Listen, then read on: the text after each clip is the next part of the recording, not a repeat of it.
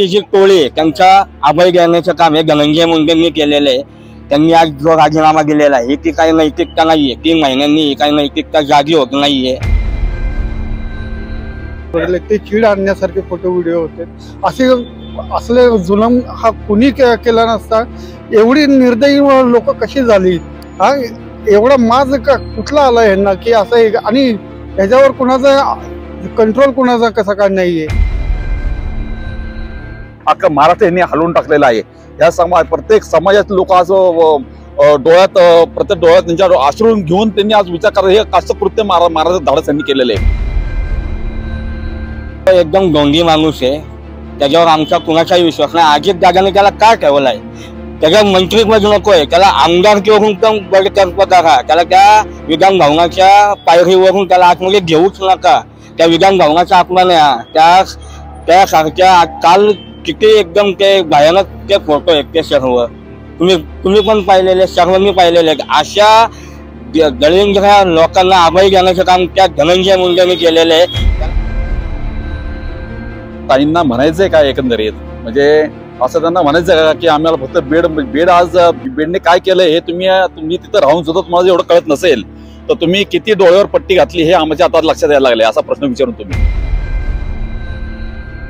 आज सकाळपासून बीड मसाजोगचे सरपंच संतोष देशमुख यांचे क्रूर हत्येचे व्हिडिओज व फोटोज प्रसार माध्यमांमध्ये व्हायरल झाले व अख्ख्या महाराष्ट्रभरात एकच संतापाची लाट पसरलेली आहे।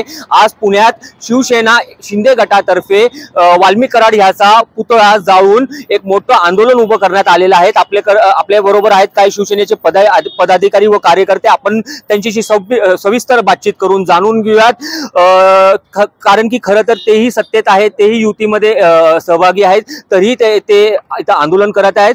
म्हणून आपण त्यांच्याशी सविस्तर बातचीत करून जाणून घेऊयात काय मुद्दा आहेत व काय त्यांच्या प्रमुख मागण्या आहेत। दादा, तुम्ही शिवसेनेत आहात आणि सत्तेत आहात, तरी तुम्ही इथं पुतळा जाळून आंदोलन उभं केलेलं आहे। काय मागण्या आहेत तुमच्या नेमकी? आमची प्रामुख्याने हीच मागणी आहे की सत्तेत असलं म्हणजे का आम्हाला शिंद नाही आलेली आहे।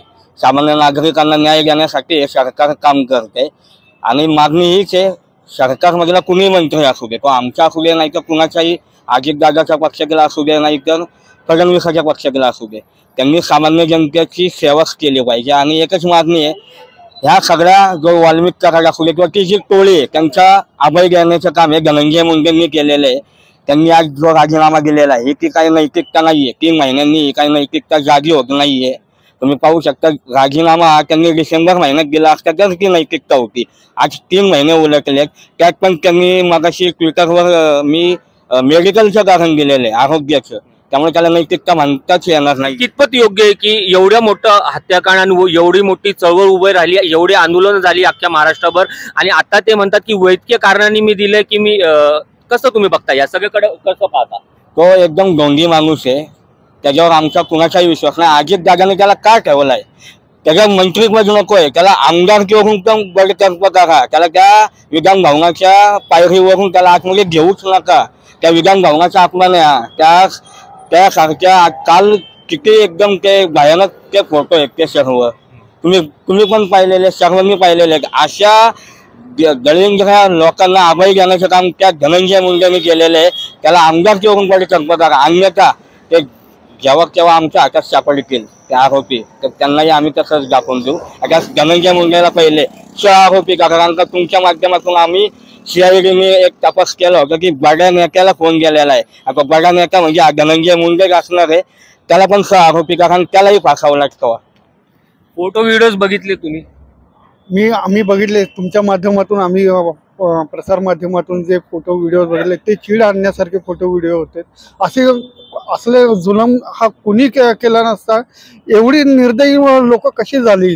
हा एवढा माज कुठला आला यांना की असं? आणि ह्याच्यावर कुणाचा कंट्रोल कुणाचा कसा काय नाहीये?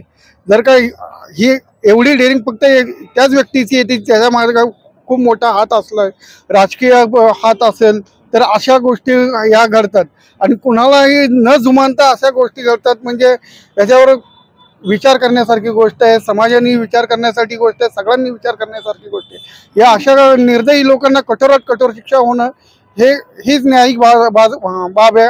2 दिवसापूर्वी पंकजा मुंडे पुण्यात होते. पत्रकार त्यांच्याशी बीड विषयी बोलत होते. ते संतप्त झाले. त्यांनी म्हटले तुम्हाला फक्त बीडच का दिसतो आणि बीडचाच मुद्दा तुम्हाला का दिसतो, आणि आज फोटो व्हिडिओ झाले.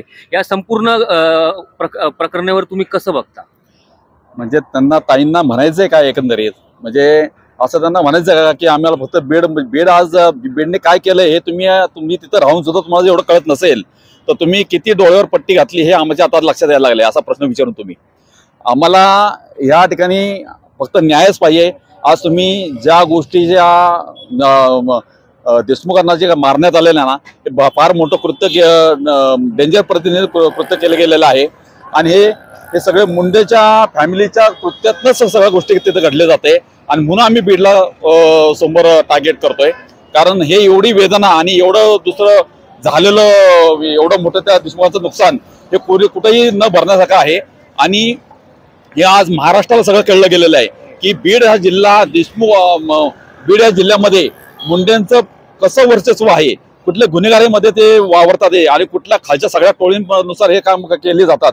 हे इतकं अवघड, म्हणजे इतकी संकल्पना किंवा एवढं डेंजरस वृत्ती त्यांच्याकडे येते कुठनं.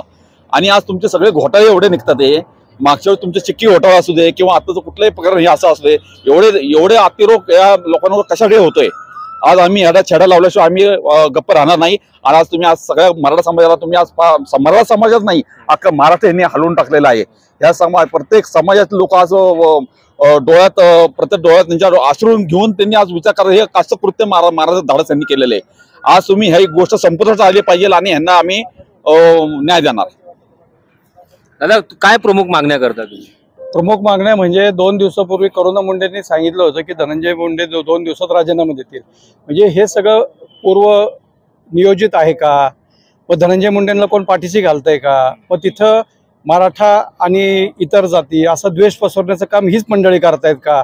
समाजामध्ये तेढ निर्माण करायचं काम हीच मंडळी करतायत का? ह्यांना पाठीशी कोण घालतंय? तर ह्याचा सगळ्याचा जाब आता आपल्यासारख्या माध्यमांनी ह्या सगळ्या लोकप्रतिनिधींना विचारणं गरजेचं आहे.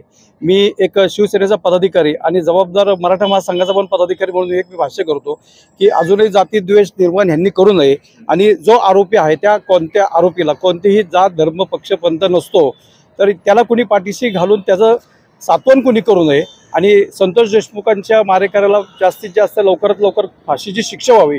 आणि त्याला जे कोण बडे नेते सपोर्ट करतात तर त्यांचा पण सरकारने विचार करावा, एवढंच आमच्या मान्य आहे. मंत्रिपदाचा दिलाय राजीनामा, आमदारकीचा काय?